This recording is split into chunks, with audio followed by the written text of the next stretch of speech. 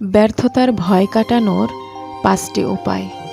Number ১, ব্যর্থতা মানে ব্যর্থতা নয়, সফলতা আসতে দেরি হওয়া।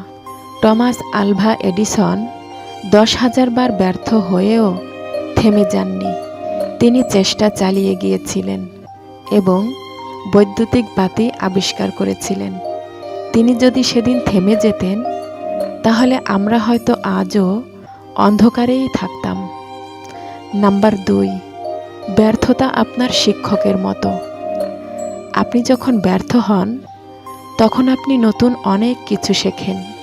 তাই ব্যর্থতা দেখে পালাবেন না, বরং ব্যর্থতা থেকে শিক্ষা গ্রহণ করুন।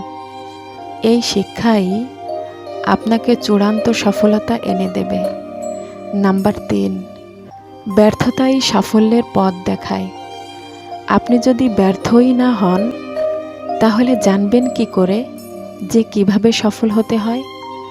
সফলদের জীবন দেখুন, তারা সবাই একদিন না একদিন ব্যর্থ হয়েছিলেন।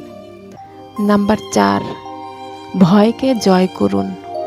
আপনি কেবল তখনই সফল হবেন যখন ভয়কে জয় করতে পারবেন। সুতরাং এমন সাহস নিয়ে এগিয়ে যান যেন ভয়ই আপনাকে দেখে ভয়ে পালিয়ে যায়। নাম্বার ৫, ব্যর্থতা হচ্ছে সাফল্যের সিঁড়ি। অনেকে ব্যর্থতার ভয়ে শুরুই করে না। এটা মোটেই ঠিক নয়। একটা দালানের উপরের তলায় উঠতে গেলে যেমন সিঁড়ি বাইতে হয়, তেমনি সফল হতে গেলেও ব্যর্থতার স্বাদ গ্রহণ করতে হয়। তাই ভয় নয়, সাহস নিয়ে এগিয়ে চলুন। সফলতা আপনার অপেক্ষায়।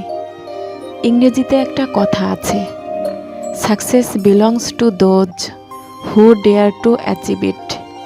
এর অর্থ হলো, তারাই সফল হয় যারা সফল হওয়ার সাহস দেখায়। আপনি সফল হতে চান, তাহলে সাহস দেখানোই আপনার উচিত নয় কি?